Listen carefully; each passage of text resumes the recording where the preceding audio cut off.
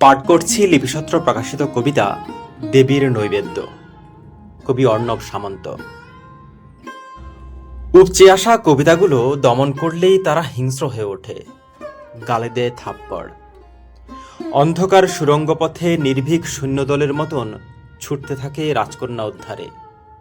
জীবন কাঠি দিয়ে ফাটিয়ে দেয় ডিম, ফোটায় কুসুম জলতরঙ্গে।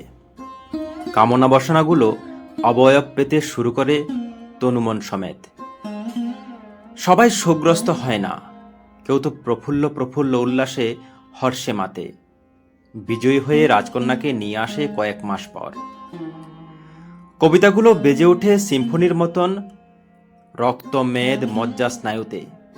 ছেনে ছেনে রূপের ওরপ খুলতে থাকে। লাবণ্যের অপত্য কবিতাগুলো প্রজাপতি হয়ে কখনো মাথায়, কপালে, চোখে, ঠোঁটে, বুকে, নাভিতে, অরুসন্ধিতে, হাঁটুতে, পদপ্রান্তে বসতে থাকে। Big bang.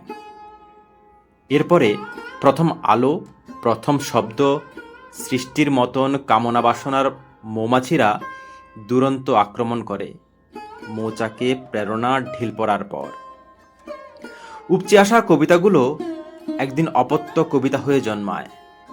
দেবীর নদীমাতৃক হবার পর আবার দেবী হবার আহ্বান আসে।